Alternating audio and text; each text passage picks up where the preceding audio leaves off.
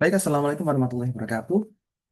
Di sini saya akan menjelaskan untuk terkait dengan proyek dari pemrograman geospasial perangkat bergerak di acara ke-11. Ini untuk topik mengenai map Libre untuk pembuatan peta, penampilan peta, dan juga marker, dan juga untuk mengakses lokasi dari pengguna. Baik, sebelumnya mungkin saya jelaskan terlebih dahulu untuk terkait dengan map Libre sendiri. Ini merupakan komponen SDK kita sebut sebagai MapLibre Native Android. Itu merupakan komponen SDK yang disediakan untuk dapat menampilkan dari peta yang berbasis vektor di dalam suatu peta yang bersifat interaktif. Dan di dalam MapLibre ini memiliki style JSON dan beberapa komponen nantinya kita akan bedah satu persatu di dalam program yang kita telah buat ini.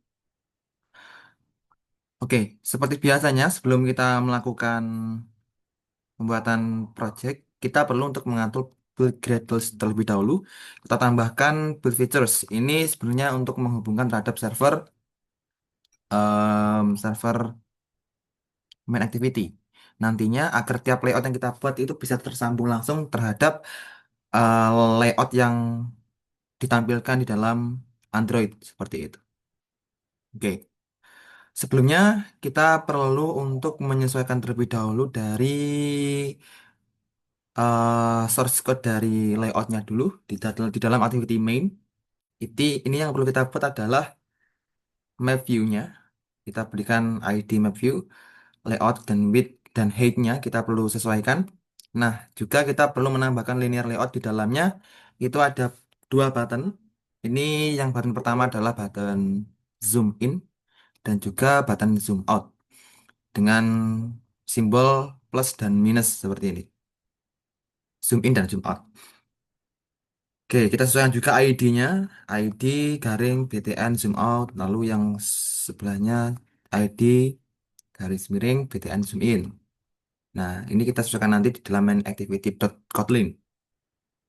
Setelah itu, sebenarnya dalam proyek ini terdapat 4 tahap. Tahap yang pertama, bagaimana kita nanti untuk menampilkan petanya saja.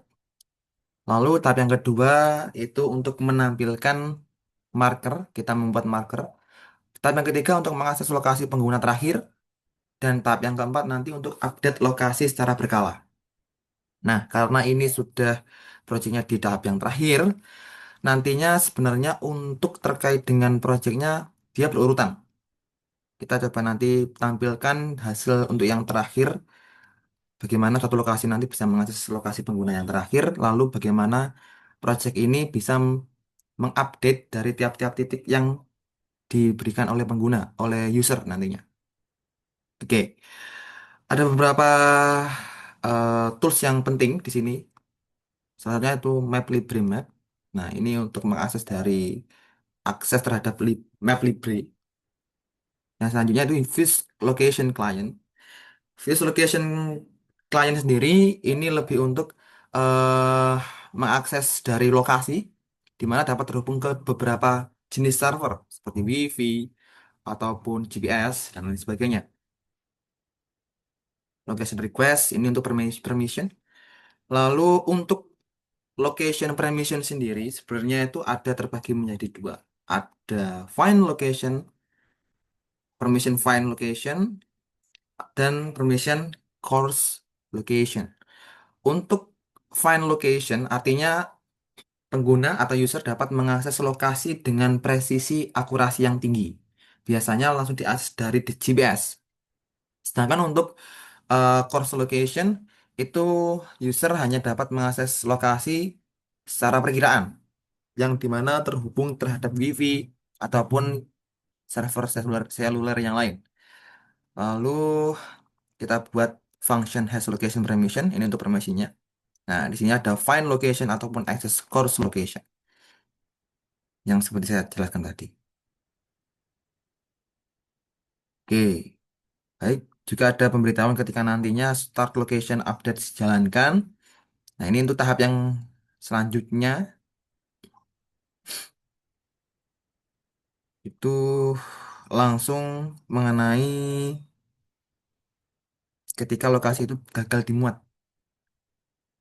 Jadi untuk lokasi yang dimuat nanti intervalnya adalah 5 detik. Per 5 detik dia akan masuk lokasi yang berbeda. Lalu juga apabila user ingin menghentikan update terhadap lokasi, kita berikan function stop location updates. Dan juga perlu untuk menambahkan, misal user ingin menambahkan marker baru. Nanti ada dalam function create location marker, ataupun untuk melakukan update terhadap marker, perlu menambahkan function update user location marker. Kita sesuaikan dengan latitude dan juga longitude-nya. Nah, nah itu dalam add marker untuk menambahkan marker baru. Oke. Setelah itu juga perlu menambahkan override function. Ini untuk ketika nantinya life cycle dari Maven yang kita tampilkan itu akan berjalan dari mulai kita memulai start, lalu resume ketika beberapa detik kita lakukan jeda, kita resume kembali untuk melakukan update, misal, lalu kita pause ataupun kita ingin menghentikan, ya, ingin merusak dari function yang kita buat dengan on destroy. Nah, tak usah berlama, kita langsung coba untuk menjalankan hasil projectnya.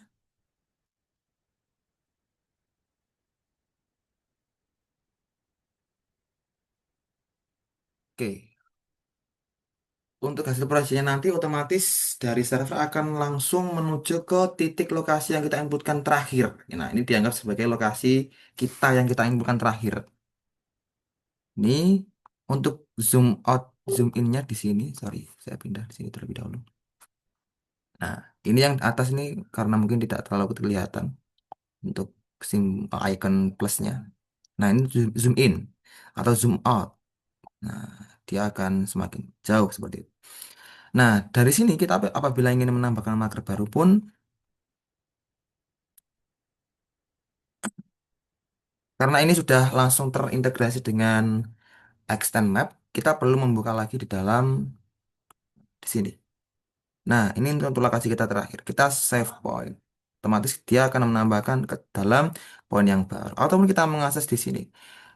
Kita save point, maka dia akan menambahkan poin yang baru. Nah, history dari poin-poin yang kita tambahkan sebelum-sebelumnya pun juga akan tercatat di dalam saved points di samping dari map frame ini. Mungkin itu saja dari penjelasan di project ke-11 ini. Terima kasih atas waktunya. Mohon maaf apabila ada kurang. Wassalamualaikum warahmatullahi wabarakatuh.